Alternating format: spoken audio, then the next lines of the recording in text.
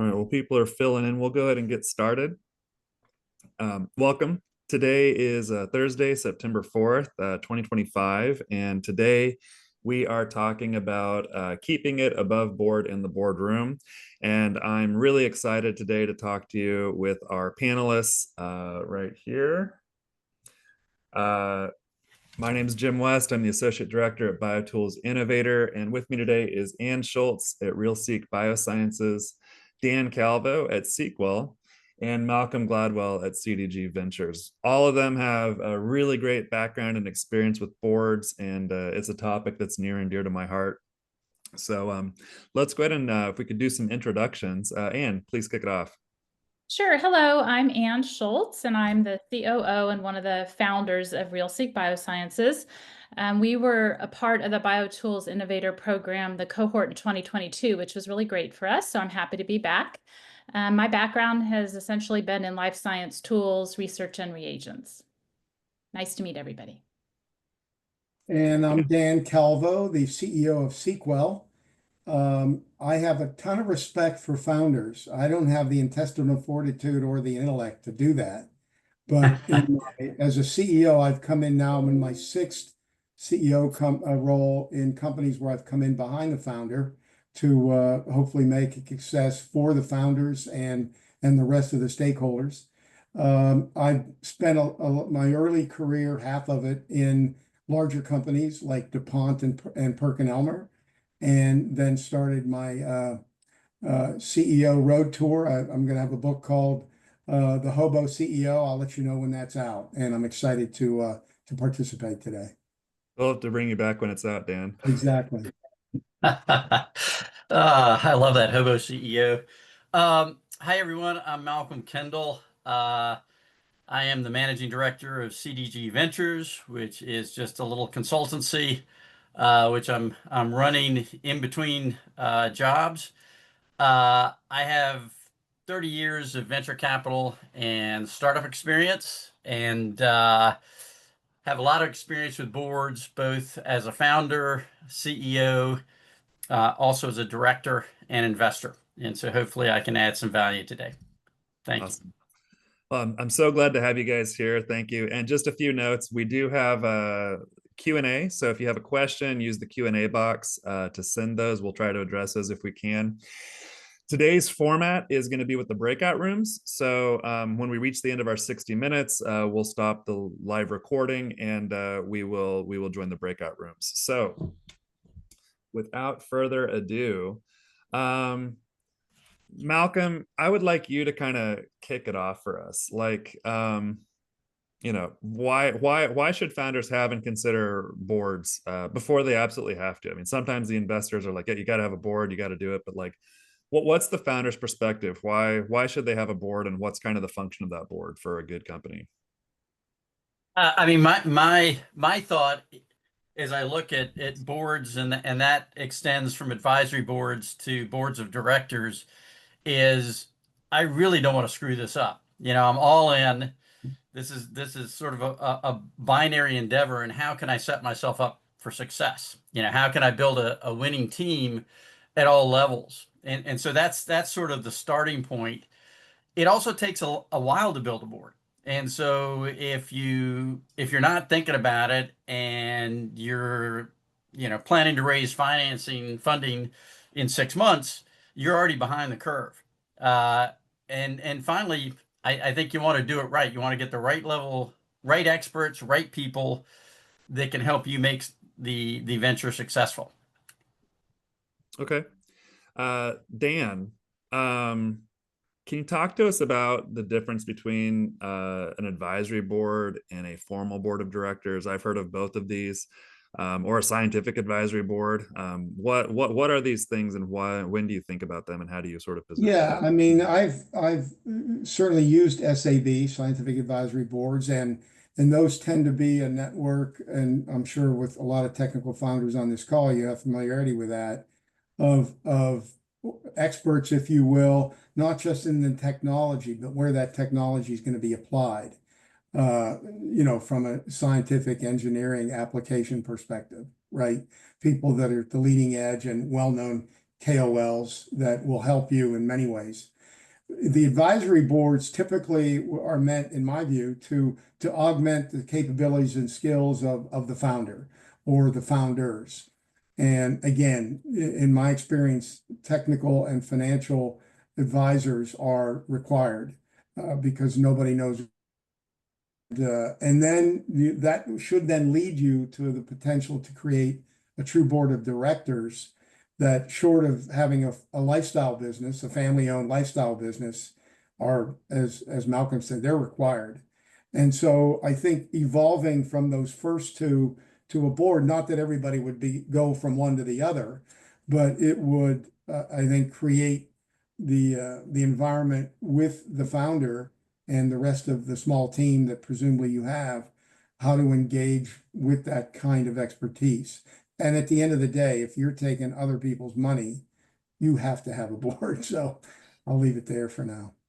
Just curious, if you've never managed a board before and you're kind of doing it for the first time, do you kind of think it makes sense to start with an advisory board where it's a little bit maybe easier entry, less risk before you kind of, and build maybe some muscles for a formal board, or does it matter? How do you kind of think about that? Yeah, if that was to me, I think it does, because it just creates, a dialogue, a communication, and a routine, or a cadence, if you will, of working with an outside group that has some responsibility.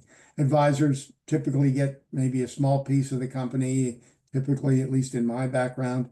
And so it just helps potentially, especially a first-time founder that is kind of working through this process on their own, just to give a sounding board, as well as bring in expertise to build a case to go out and get real funding, if you will, with a more dedicated board for seed or certainly Series A kind of funding. Awesome. And you're kind of our alumni perspective here. How did you kind of think about and go about this? What do you have? Do you have an advisory board, scientific board, a real board, not a real board, a board of directors? So we actually started with just a scientific advisory board. Our company's very technical, and we needed to have connections in the scientific world at academic institutions. Then through the BioTools Innovator Program, we actually identified our lead seed investor, at which point we needed to put a real board of directors together. And we viewed that as an opportunity, actually, because we view our board as an asset. So I would advise that the construction of the board, you should be very careful with how you put that together and view it as an asset for your company going forward. Typically, as a result of outside financing, some of the investors will request a board seat. We did have to give up one board seat to our lead investor. And we had 3 of our investors ask for, not advisors, they're observers. Board observers. Right. And so that we accepted them all. It was terms of the seed agreement. We have 3. And so our board is composed of 4 members and 3 observers. And actually, it's been great for us. The other thing I would advise is that you can put term limits on a board. And so as your company grows, the skill set that you need, that you would want to have access to, is going to change. So you do want to have the board have the opportunity that you can rotate out members and bring in new members as you need to. Thanks, Ann. And just to be clear, what does board observer mean? How is it different than a board member? I mean, maybe it's in the title, but maybe we could be clear about it. Yeah, so in our case, the definition is really they can observe the meetings and they can contribute to the meetings, but there's no voting power. So there's no decision-making authority, no voting power for a board observer. It's a critical position, though, if you're thinking about, it's in a way, they report back to your investor groups. And so you want to manage that relationship very carefully, because it can have implications for your next round of fundraising, for example. And also maybe not as exactly benign as it sounds. If they can Right. talk in the room, they're not just observing, they don't get to vote, but there's still probably an influence to be considered, right? Exactly, they are. Yes. If you get the wrong person in there, they can gum up a meeting pretty quickly.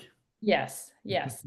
And it no matter what, whenever you have more people, it becomes more complicated. Everybody has a different mindset. So it is a Gotcha. bit challenging. And we probably would have preferred not to have had 3 observers, but it was the term of the fundraising. So Gotcha. Okay. Jim, if I can, I yeah, want to touch on something Dan talked about and just elaborate a little bit more from my perspective. Every company is different. Sometimes you're starting with a technical founder. Sometimes this is your third company, and so how you set up a board may be different because you either have the experience or the network, or you can jumpstart things. I think it's wise to start, especially if you're a technical founder or this is your first company. I think it's really smart to start with an advisory board, uh, and for a number of reasons. One, it does give you the expertise that you don't have because you haven't built out a full team yet. It can connect you to the market, industry, customers, or who's going to buy you later, and give you some insight as you sort of develop your strategy. Uh, there are innumerable reasons. Uh, it lets you test drive them both ways. They get to get a feel for you. You get to feel for them before there's a commitment. It's easier to sign them up as advisors rather than a board member, a director, because there's less sort of liability or fiduciary responsibility at that point. Um, and it does position you to convert them to a board. One thing to consider is, as Ann mentioned, when an investor comes in, they will demand board seats. And if it's a seed investor, that's one thing. But if it's a venture firm, you'll end up with a board that has 2 venture VCs on it, uh, 1 or 2 seats that are mutually agreeable between the founders and the VC, and then 1 seat for the founder, or maybe 2 seats for the founder. Normally, you would have an odd number of board members, so there's no tied vote. So when you think about boards, it's going to be 3, 5, 7, 9, and on. Probably not 9. Yeah, smaller is better. Earlier, smaller is better, but you also want to get the expertise in there. But that idea about how you stage and develop a board as your company and technology is developing, I think is important. And as I mentioned earlier, shouldn't be an afterthought. And when you're actually going out to raise money and you have VC firms looking at you that are going to invest, if you don't have a board established, they will establish a board for you, and it won't be your board with your people. If you have a 5-person board going into a financing and they say, okay, we need to talk about the board structure, you're in a better position to negotiate, keeping some of your people on the board when you give them board seats. So instead of, they're going to set up a 5-person board and 2 are going to be VCs, you may end up with a 7-person board and it's you and 3 of your board members. So just all these things you have to think about, and it's sort of the dynamic of how you build a board and how it rolls out. And again, it depends on where you are, who you are, the stage of the company, and your experience level. Could I add just Right. one thing to that is a little bit, it depends too on where you're at with your fundraising. So VC that's a different level. But for example, at RealSeek, our first seed round was with a safe note. So Yeah. the voting power of our board was less important than the founders and the shareholders. So that's just something to keep in mind when you're Yep. thinking about the board and thinking about how you want to raise your first seed round. And sadly, you're probably going to run into a safe note before you run into a venture capital finding. That was our experience. Yes. Very, Yep. very, very common. Yeah. So Dan, question for you. What are things you should do? Like, what are the activities of the board that you should be asking them to do and focus on? How should you be asking your board to help you? What are some activities? Yeah, again, it's going to depend on the stage, but what I've done, and again, it's sort of my thing coming into a technically founded company is to, and we'll talk more about this in my breakout, is to bring, the market, the customer in the sense of everything from TAM, total available market, and how you think that's real and why is it that number, as opposed to every market that we look at is billions, right? I mean, that's not really, that doesn't work. So what is the real TAM? Where can the company compete? How should we segment the market all the way through, voice of customer all the way through launch? And so I think a board typically, or a person who's on the board, would sort of fill that out, especially in the early stages as you build your product concepts along. Obviously, a financial structure that's going to make sense, with all the right, the needed. You don't need, you don't need FASB approval immediately. Of course, you can use QuickBooks and things like that. But to be thinking about where you're going to want to go if you're going to have a 5, 10, 20, 50 plus $1 million raise coming in the next year or more, or in that kind of time frame. And yeah, so those are, I think, the two things that I've typically been part of as a new board member or a new CEO, where the board is expanding for those in those areas. Awesome. We have a question here from Guillaume. Do you think the scientific advisory board members should be academic, researchers, medical doctors? Could the former CSO of successful startups be in the scope? Do you have any sort of any of you, do you have any sort of thoughts or parameters on that scientific advisory board? Depends. I Go was ahead. going to say all of the above. Yeah. I think all of those are good candidates. And what we have, for example, in my world, the academic researchers and MDs are critical, because sometimes it helps give us access to clinical samples, patient samples. So we use the scientific advisory board not only for outside advice and technology development, but for access to patient samples, et cetera, whatever it may be. I think CSO of other startups could be in the scope, but sometimes there's a conflict of interest. It just has to be maybe companies that aren't within your immediate sphere. It has been our experience. So for example, I was many years ago the head of a group at Becton Dickinson, and I have tried to recruit people from that space. And sometimes it's really hard for people at other commercial entities to join your scientific advisory board. You do have to be just a little bit careful there because of the technology development and the intellectual property issues. Okay. So let's take a quick detour here on kind of board composition, and how do you sort of think about recruiting people, compensating them? Why are they joining, and what are kind of the risks to them? Malcolm, maybe you could kick this off. I think, as I mentioned earlier, you're trying to recruit in expertise that you don't have or need more of, or in some cases to counter your biases. And I think you're also thinking about full cycle entrepreneurs that could help you as a co-founder, CEO as well, that have been through, through the process a number of times, and will help you not make the same mistakes that they made along the way.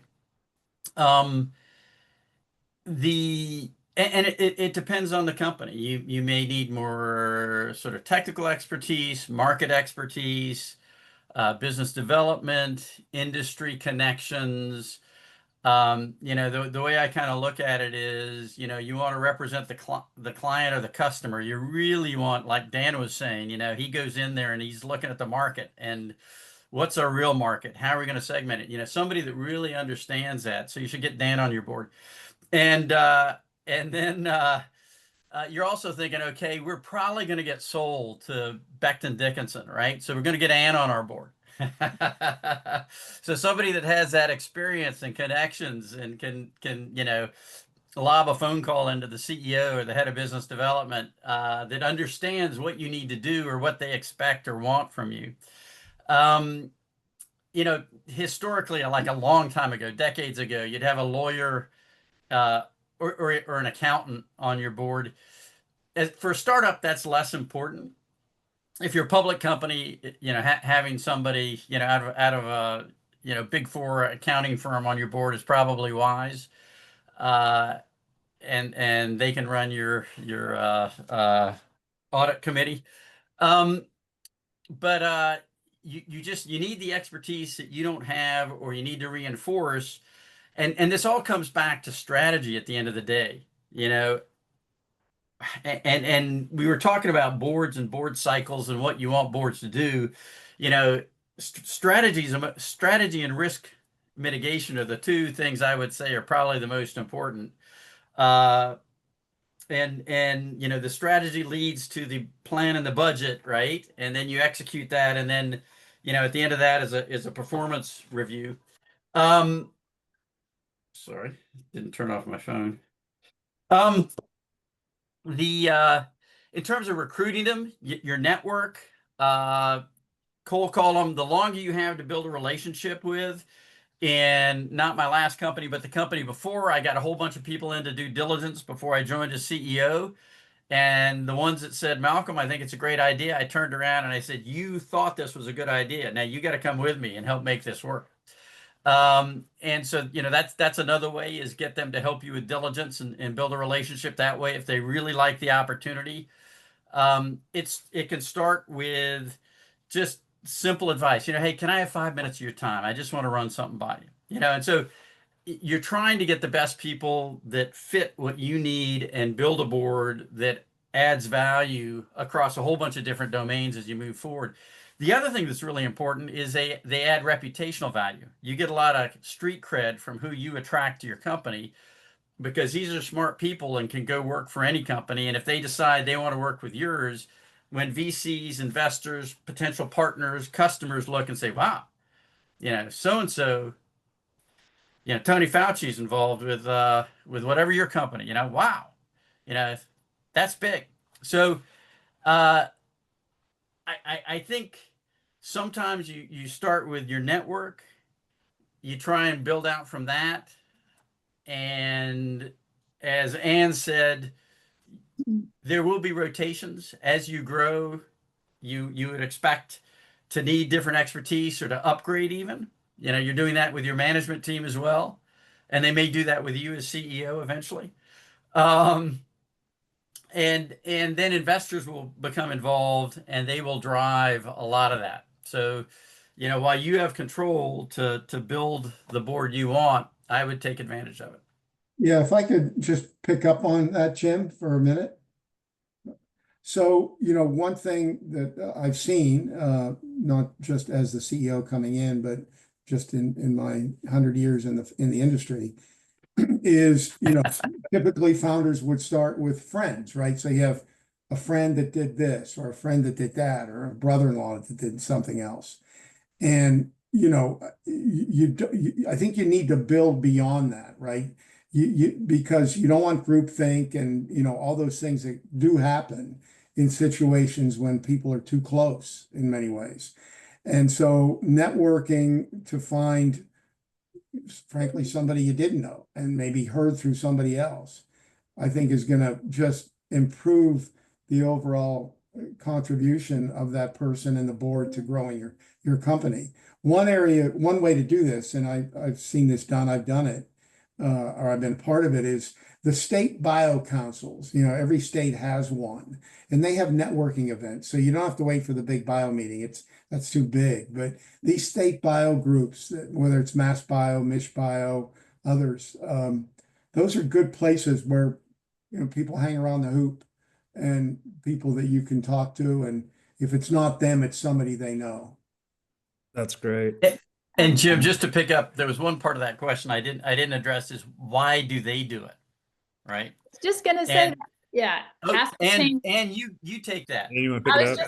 No, it's important to me, because I think you have to ascertain what their motivation is, because we've had experience, with the window dressing type board advisors, and you have to have these people, they're so well known, the investors are going to love you, but they've been, for us, in my experience, the least useful, honestly, because you put their name on your website, but you really don't interact with them much, and they haven't been very productive for the company. So I think it's really good to understand why they want to join your board, you know, outside of the shares you're going to give them, or et cetera. So. Anything to add, Malcolm? Yeah, I just think there's a number of reasons, right? You know, I think there are people that just want to help and be involved and like the excitement of startup companies and helping entrepreneurs. You know, it's kind of giving back. You know, they normally in early stage companies get compensated with options. If it's at founding shares, that the VCs will make reverse vest. But yeah, I think it's mostly options. It's not cash, especially in life sciences. And you know, they're not necessarily in it for the money. I think it's to help and to move something cool forward, and you know, that excitement of a startup company. And I don't think you're going to get rich being a board member for a startup company. I mean, that's not completely true, because my biggest success was as a board member for a startup company. uh, but it's a bit of a different game, and they can do a number of companies. A lot of times people are retired that are doing this, so this is almost a hobby. But if they're still active, still have a full-time job, yeah, they're doing it to develop themselves potentially, to be a board member in other companies, or to help them be a board member and manage their board in their company. So those are some of the reasons. Okay, we've got another question here from Guillaume. How important is gender balance when constituting a board of directors? So, Anne, do we need more men on our boards? No, I'm just kidding. Yeah, I saw his question and I thought, I bet they're going to ask me to answer that. So I haven't really ever thought of gender balance, to be honest. I mean, in my opinion, it's really about the expertise. It doesn't matter what the gender is. We want the best people. So I have not really thought about that. And to be fair, the boards of which I've been a member typically are male dominated, and I'm often the only woman on the board or participating in the board meeting. But I do not have a negative experience with that. So from my perspective, it's whoever's qualified, whoever we want to recruit. And I guess I've had the luxury of working with most professionals who don't really care what the gender is. We want the best people. So. Okay. All right. So next, I'd like to kind of move on to running board meetings and what that looks like. So maybe Dan, could you kind of walk us through, what does your board meeting look like? What's the things you do talk about? Do you break it into topics or sections, or how do you prepare? Yeah, well, it's funny you should do that. I just sent out a proposed agenda for our board meeting later in the month. Again, given the situation that Sequel's in, which is typically, you know, you do a highlights first. Like, what are you how was the quarter? Typically, we do 4 a year. Some people want more. I try to avoid that, but you know, do what you need to. So a quick review of the quarter and what they're about to hear. Where have we pivoted, if at all? Where are we headed? And then it's a commercial run through of revenue, pipeline, trends, and then marketing actions to deliver revenue, product portfolio, new product development, new markets. Maybe you're going to get into a deep dive on R&D, and then a financial is going on in operations, and then financials, and then always have an exec session. 3 hours, I think, is minimum. 4 is better as far as like time frame. And you want to get it out and expect the board members to have read it. You don't want to send it out 2 hours before the meeting. I'd give them at least 48 hours to see the deck. And there's always, at least what I do, I always have a follow-up with the chairperson to say, okay, how was this? How was it received? what do we do better next time, and hot topics for next time. So, that's typically the flow. Now, obviously, if you're in the middle of raising money, that's going to be maybe front and center somewhere. Or if you're about to approach an exit, obviously that's going to, those are sort of dominating things that could happen. I'll leave it there for now. You wanted to come away with, how is the business doing? Equally important, do we have control of what we're doing? Are we in control of the business? Or is the business, are we out of control? We're out of control on spending. We don't know where our product development cycle is. We have quality issues.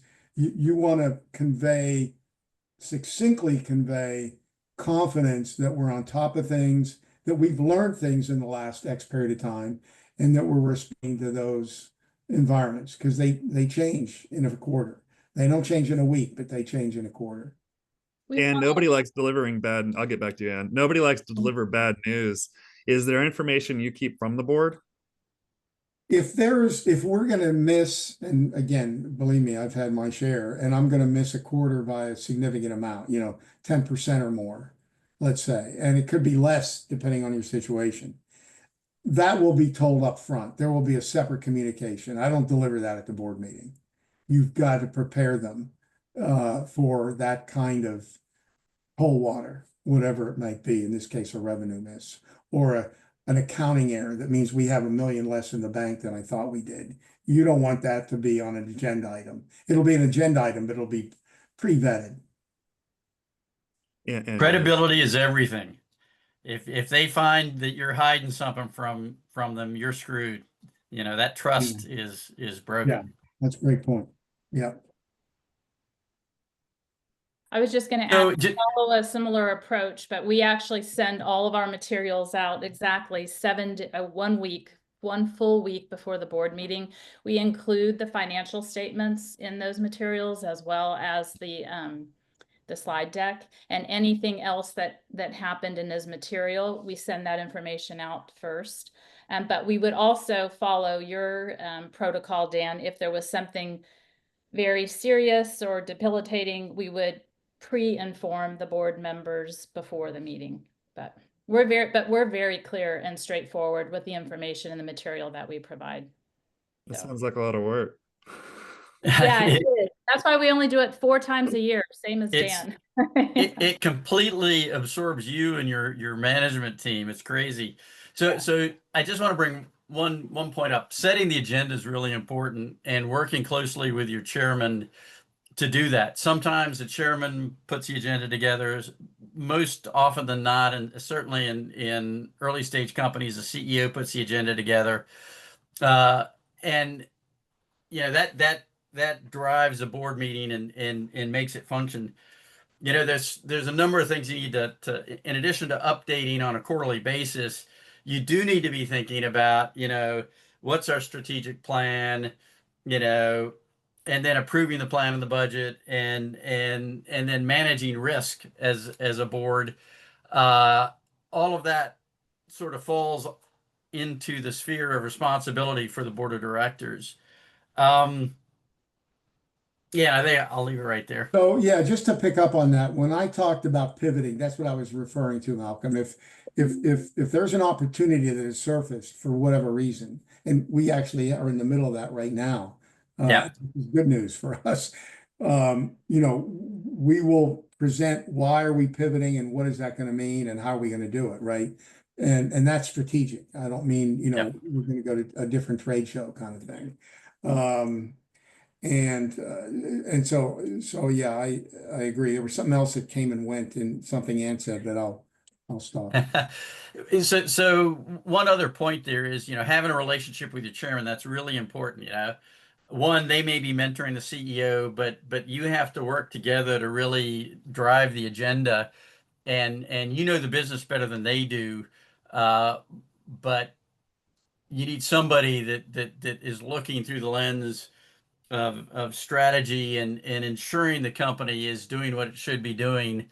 But as a CEO, it's not a bad idea to circle the wagons and talk to individual board members before a board meeting, you know, a month before, kind of sound them out, just one phone call or a coffee, you know, beer, whatever, uh, and have that informal relationship as well as a formal one at the board. Because you need to know where everybody's coming from and what their issues are. That helps you put the agenda together. That helps you to manage a meeting, both as a CEO and a chairman, in either role. One more thing, Jim, sorry, but it is a lot of work. What I have found, and I think this is a testament to how the process is valuable, is it's just like a strategic plan. It's not the plan itself, it's the team coming together. And so Yeah. while it is work to present a concise view of the business, how does it really look, and changes and pivots and trends, it is part of running a business. You just happen to be doing it 4 times a year, in this case, for a board meeting. So I don't consider it an extra duty. I think it's part of driving a business forward. It just so happens that you're presenting to another audience, which forces you to be better than you might otherwise be if it was an internal review only. Right. I get a lot of value out of them, and they really are. And I've learned that over time. They used to be a pain in the butt, and now they're just a pain. I was just going to add that audience is actually part of your team. I mean, that's how Sergio and I have decided to view our board, right? So it's not, we're not like the kids giving the presentation to the board and they're going to judge it. It's more, this is a team effort. So they're vested in what we're doing, I think. It's enforced discipline, Dan. You framed it in a way that I kind of like. That, it's easy to say, I'm not going to worry about this stuff. I've got to go to this sales meeting, Right. and forcing you to look at the business holistically every quarter, something always comes out of it. It always does, every time. Yeah.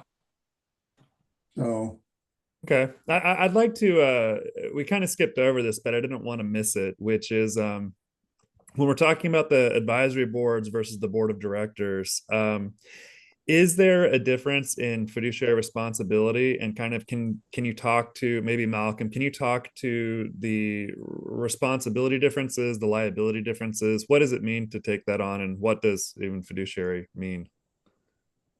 Yeah. So an advisory board has no fiduciary responsibility. They can't get sued, right? I mean, it can be a formal contractual relationship, but being on the board of directors, being a member of the board of directors, there is a fiduciary responsibility. Interestingly, I'm based in Canada. That in Canada, the responsibility is to the company. In the U.S., it's to the shareholders, which is a subtle but important distinction. yeah, that's interesting. Yeah. Yeah, it is. It is. And it results in different decisions, Dan. It's kind of wild. Um, Sometimes better decisions. The and so as a board member, you can be sued, right? When the company can be sued, you can be sued, and you've probably talked about or learned about or heard about directors and officers insurance. You know, early stage companies sometimes don't have this. You certainly won't get it until you raise money or go commercial, because it's a bit expensive. But sophisticated directors coming into a more established company would absolutely demand that you have directors and officers D&O insurance. Um, and that's there to protect the directors from, you can make a decision that at the time seemed like a good decision, but it results in, let's say you're running a clinical trial and somebody dies, you know, uh, and for whatever reason, the company is liable because there wasn't quality control on that device or whatever. Um, I think you really have to think twice joining a board of directors to ensure you don't get yourself in a situation where you're going to get into trouble. I know in Canada, if if a company fails and goes under, becomes a liquid, that the directors are responsible for any salaries owing or taxes owing. Mm. So, you don't want to get in that situation either. So There are risks and there are rewards. You get better compensation. You can potentially add more value, uh, and but you have to be careful. And And fiduciary responsibility is a real thing. and how have you gone about this? Do you guys think about these concerns? Yes, absolutely. And in fact, our investor board representative, we were required to get D&O insurance. And so we have maintained that for the last 3 years, actually. But we consider that, and it is expensive, but it's not prohibitively expensive. And I think for us, it makes the most sense. Anytime you take in, and we were looking at it less from a product liability standpoint, but more from an Shareholder suit. Yeah, exactly. That's probably bigger than Yeah. product liability, to be honest with you. Yeah, exactly. So Your in our corporate situation, insurance covers the product liability. right, yeah. Yeah. So Good point. we do maintain a policy, and that was dictated by our investors. So And can you share how much you pay for D&O insurance? I'm curious. yeah, $12,000 A year. a year. Yeah. Not the cheapest. No. Not. All right. The next kind of question I'd like to go to is talking about crisis and conflict management. You know, every board probably has to deal with something like this at some point in its tenure. It's not really a company, but how do you guys sort of see handling disagreements between founders and investors and board members when those kind of arise? What's the process of managing those so that there's equitable and optimal outcomes? Dan, you could probably start. I can't. That's a tough one, in the sense that, I mean, because I've personally, that's what I've done, is I've come behind the founders of all ilks, right? And they're all heroes in my book. But they're different. I mean, they're of a mindset that this is my baby. I've created it. I'm a smart guy, or I wouldn't be here. Or in this case, it was all men that yeah. And so there will be areas of conflict. I mean, between somebody that has created this company in their own image, if you will. And I don't mean that negatively. I mean, this is what we are, and this is how I got here. And, I'm going to create this, whatever it is, that's going to, rewrite history in some ways. I mean, that's how some people come into this thing. And you've got financial investors that come from a different mindset, in the sense of they need to have control. The founders typically don't want to give up control. They're going to look at numbers. The founders maybe look at less so. And those are two areas that happen to create conflict. And sometimes it's not a great outcome. I mean, you talked about succession, sort of, Malcolm, a little bit. I mean, it has been a source of why founders leave, and, and kind of how I've shown up in some ways, not specifically in my case, but those things happen. And, depending on who the chairman is. Now, if the chairman was appointed by the fund, and it's just, that doesn't necessarily help matters. So typically, I mean, in some ways you have two camps, but you want the camps to be talking to each other. And I've seen it over my, 20 plus years doing this. And it just takes patience. It takes, parking your ego at the door on all sides, and getting to the right answer as best you can. And then I don't know how better to say it than that. It's a marriage in many ways. And I don't have a pat, like, if you run this 3 checklist, you'll be fine. I mean, it's not like that. It's real people with personalities and desires that have to work together. And I'm just going to stop there. I wish I had a better answer. I like that, Dan. It's like a marriage, and that's maybe why you want to put the term limits on it. Could be. That's true. Jim, did you put term limits on your marriage? They're not, but I'm saying that's maybe why it's a positive to put term limits. Oh It's yeah. like a marriage, so it's it's good to have safer outs because hard outs are hard.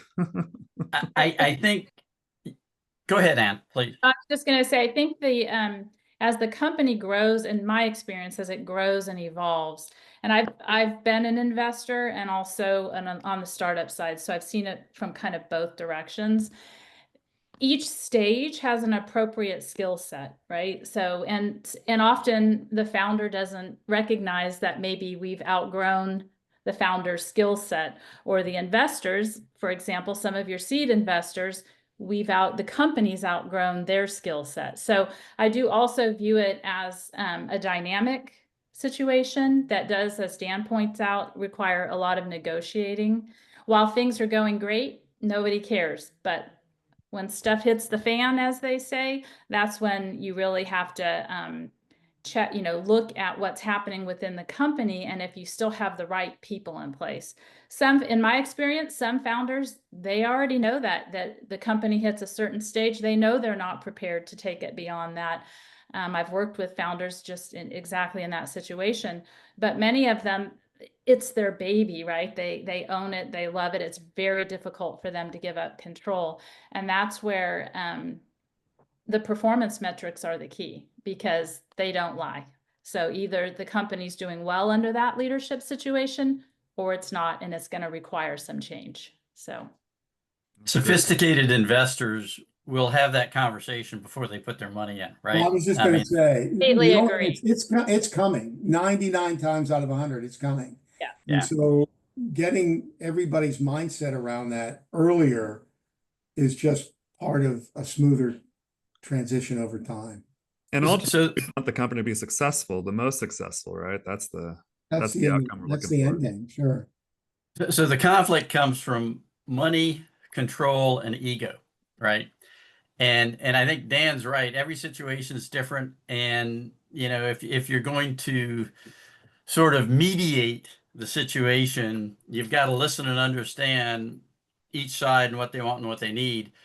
But even before that, if you can avoid these things by aligning interest as you go and in managing expectations, I think that's, if you can prevent something, that's better than having to deal with it when it happens. I fully agree with that at the outset when you're having those conversations. If you have a path, and even as the founder, you're aware of what that potential path is from the investor standpoint, I think that's really key. Yeah, yeah. Okay. Well, we have a question coming in from Yurik. And by the way, if you've got questions, please post them in the Q&A box, not the chat. But this one's from Yurik at Nanovari. And the question is, how do you ensure that the relationship between management and the board is genuinely reciprocal rather than primarily one-sided in the form of reporting and action lists for the executive team? And maybe one thing we didn't really talk about is, when you're on the board, you're representing the shareholders, and when you're the CEO, you're representing the management and the company, I think, if that's right. So, Anne, maybe you could kick this one off. How do you sort of maintain that relationship and boundary and reciprocal value add or requests? Yeah, so for me, this kind of goes back to the beginning and how you select the board. So I think the composition of the board is very critical, and the type of people that you're bringing on the board and viewing that as a team, so that it's not just a reporting. As we've mentioned before, we're not just, going to school and giving our presentation, but we have the right people on the board. We view these meetings, and we have expectation as the management team. We have expectations of the board members. It's not just us presenting to them, but they have to contribute. Sometimes they present. We ask them to do things before we have our board meeting so that it's very interactive. For example, if we need access to a particular company, that might be on the list of to-dos that we ask a particular board member to report on the status of that, for example, at the meeting. So we try to make it a two-way street and get them involved both emotionally and also, professionally involved in the board is how we really try to do that. There's a lot of reporting. It's just the way it is. As Dan pointed out, you've got to share your financials and anything, material that's happened since the last board meeting. But in my experience, the best way has been to view them as part of the team and give them tasks and things that we want them to do and contribute to the management of the company. So, Yeah, bringing the management team in, I've evolved myself over time. I do probably the least amount of talking at the board meeting. I mean, I've got my team presenting, their results, their plans.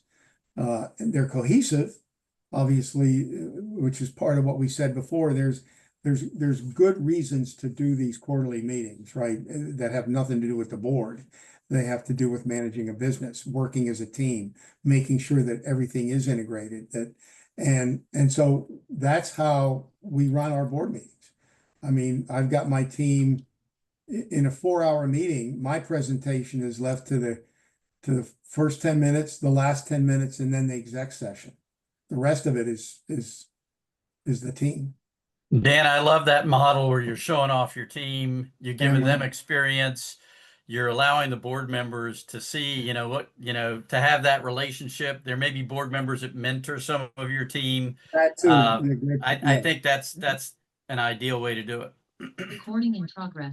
Very smart.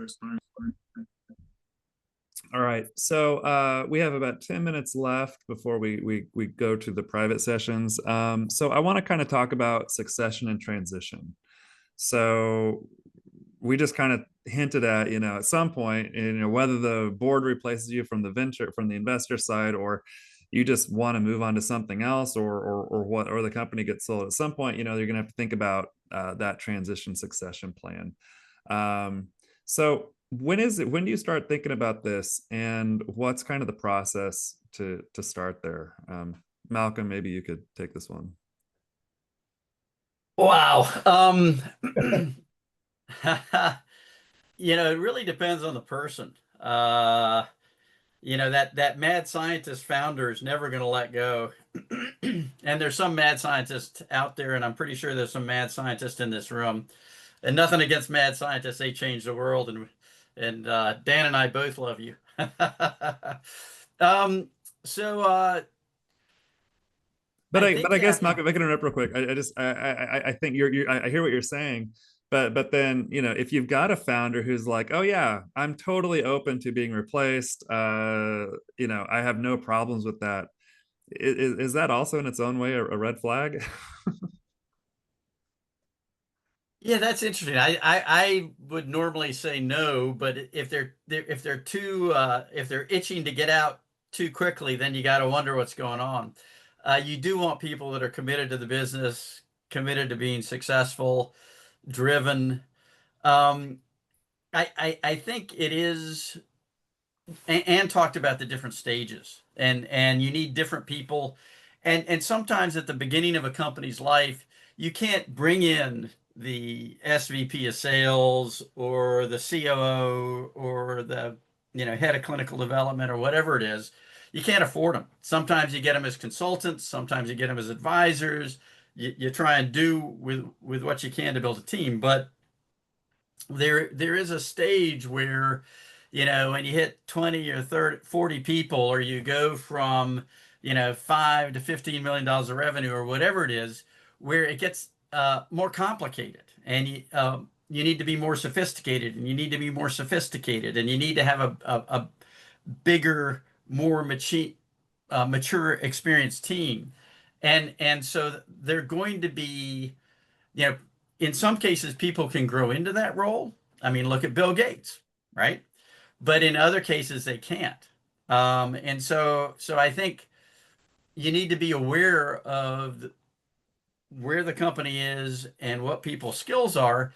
And you need to have these conversations way in advance of when it happens. And they can be informal, at some point, Joe or Sue, it's going to come down to, we're probably going to have to bring in a CEO. And I've seen this in just about every company I've been involved with.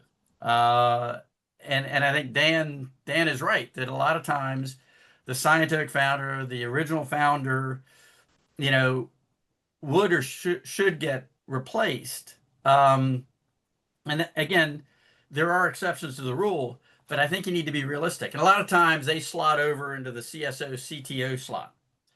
And if you have any awareness about you may be thinking about that if you are the founder, science person, technology person, in that, how do I make this successful? And when you'll feel it, things will start going sideways. You're not doing everything you're supposed to be doing. You're doing things you don't want to do and don't like to do. That's a big one.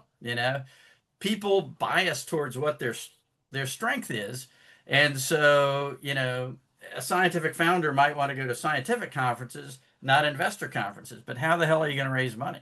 And so you find the right person for the right job at the right time. But you got to think about that in advance. And sometimes it just happens. You get to a point, it's like, this isn't working. It's better if you say, we probably need to think about this in a year, rather than getting surprised or blindsided or having to react to something. And the board has a lot to do with this. I mean, it's probably going to be driven by the board and the investors. A lot of times it's the investors that'll say, need a new CEO. Yeah. And again, as a CEO, as a founder, you should be having conversations with everybody, gauging where you are or where you stand, managing this in a way where, maybe there's this beautiful off-ramp to be the CSO. You get to go to the science conferences and control the technology and the science, and you love that. And you bring somebody like Dan in, that's going to really focus on the commercial side of the business, or go raise money from VCs, which is a bloody nightmare. Nobody wants to do that. Well, that's not quite true. We did a survey at the beginning of our program, and 2 of the cohort said that fundraising was their favorite aspect of being in the company. Well, they must have been very successful at it, because it is brutally hard, and it's brutally hard right now. The only thing I would add as a founder too is just that you're sort of in charge of your own destiny as founders, and your own personality and where you want to be with your company. So I would encourage you to think about that up front, because you will face pressure from investors, et cetera, at some point, possibly, if you're not as well suited to take the company to the next stage. So if you can already have your plan in mind, or what you're comfortable with, and that's the way Sergio, the founder with me at RealSeek, that's the way we've thought of it. It's going to reach a point, hopefully. We want it to get to the point where it's so huge, I can't do this anymore. So, I think it's really great for you to just internally take a look at what your comfort level is, where you think you can contribute, and where you think your exit ramp might be. Then you're in charge of your destiny. You don't have other people in charge of your destiny and your company necessarily. Yeah, and if I could add, and I know we're running out. So succession obviously applies to some of your senior team members as your needs evolve, both in terms of skill sets, scale, all those things, and certainly could apply to certain board members. So knowing that team on both sides, if you will, the board side and your management team, to the extent that you can really look objectively at what they're doing, what you need to do to grow to the huge company that Ann is going to build there. You have to be honest with not just yourself, but with the team around you. As hard as that is, those are very difficult things. But if you're in front of it, you're a hell of a lot better than if you're not. Agree. Yeah. So what I'm hearing is communication, proactive communication, strategic planning, good relationship building skills. All of these things are extremely critical for building and managing an effective board. They are. Yes. All right. Well, I think that's the time that we have here for the recorded live session. I want to give each of you just a moment. Is there any final parting thought, feedback, advice you'd like to share that we didn't cover already in this program? I'll start. Having come in, behind founders in every case, I have so much respect for people that do that, as I said in the beginning. And, I really enjoy that interaction of working together wherever that might lead me or that person or persons in the sense of co-founders. And but you know, as the founder, you are responsible to take those steps and with your board and with your team. And I just, if you're not having fun, it's a blast. I love this stuff. You ought to be having fun with this. I would just say be, judicious when you're selecting your board and view the board as an asset and a team player, team member. And there's not much to add, other than boards are important. I love Dan's perspective that this is part of your team or extended team. And, you don't just want, somebody on your website. You actually want somebody that can help you grow the business. And I charge my board members when I bring them on, don't let me screw this up. In fact, I use a swear word in there just to make the point, but don't let me screw this up. And I think that's